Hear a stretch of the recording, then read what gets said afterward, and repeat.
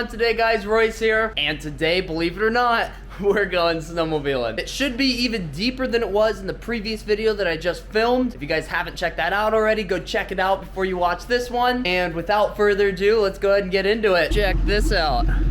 Already loaded up. That's a nice feeling in the morning. Now all we have to do is to go get breakfast, go get fuel for the sled, get some oil for the sled, go to a chiropractor appointment real quick in the morning, and then we'll be out on the mountain. So let's do that all real quick. Alrighty, rolling up to the snow park again. This is a familiar tradition. What's going on, JG? Another ride, another day, during the week. Yep, here we go. Sadly, we're not on the turbos. We had a deal worked up. We had a full deal worked up. Maybe not today, maybe happening in the future though. If you guys would like to see us on a couple turboed skidoos, let us know. We may have something in the works here.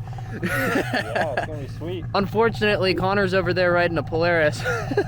There's always one in every crowd. Yep. It's looking a little bit better as we start climbing, so this is doing good.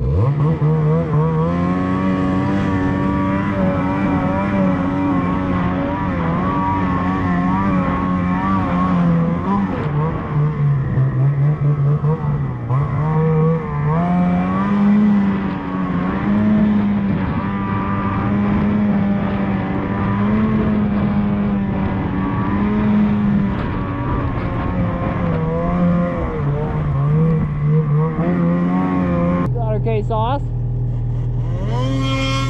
Yeah.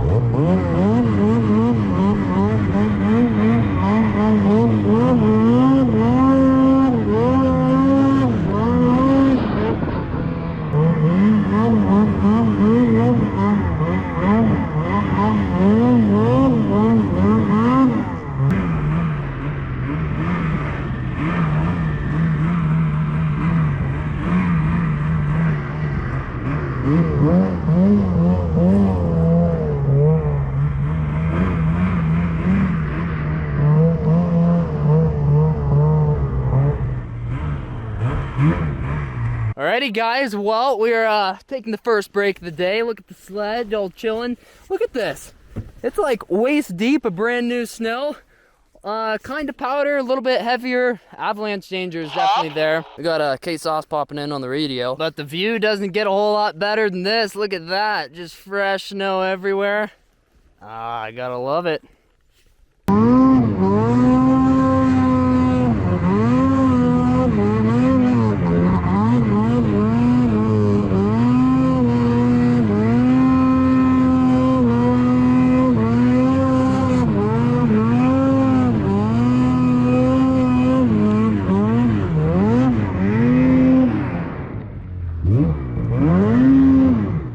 Oh, took her out.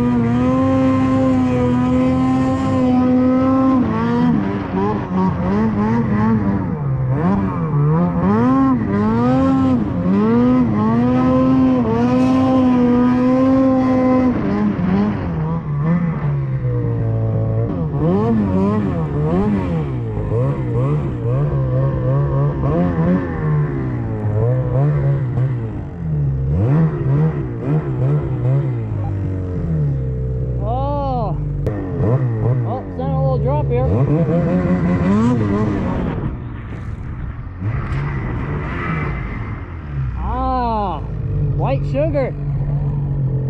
Well, we got some beautiful snow out here. Good terrain, nice and steep. And we're gonna try to give her a pull to the top. This thing's been bogging like no other recently. Yeah. Time for some plugs after 500,000 miles. Yeah, it's probably after 500,000 you gotta change the plugs out. Hey, at least it's not a top end. Oh, this is the first thing of maintenance I've ever had to do. Yeah.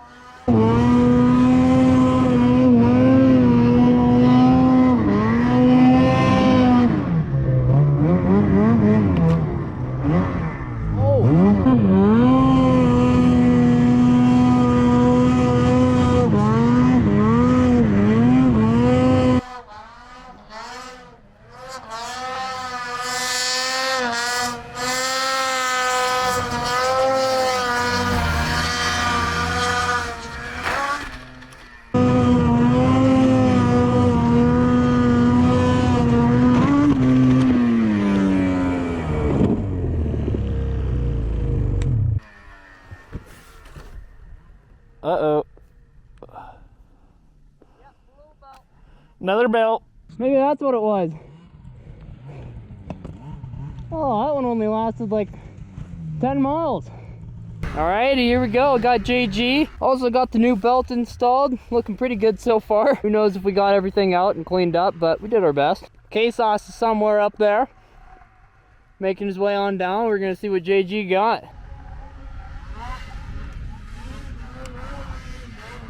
Oh, a little tree bashing.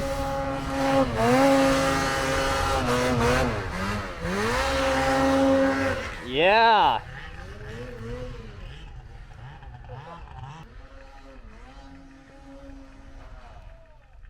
Oh, a little carnage down there.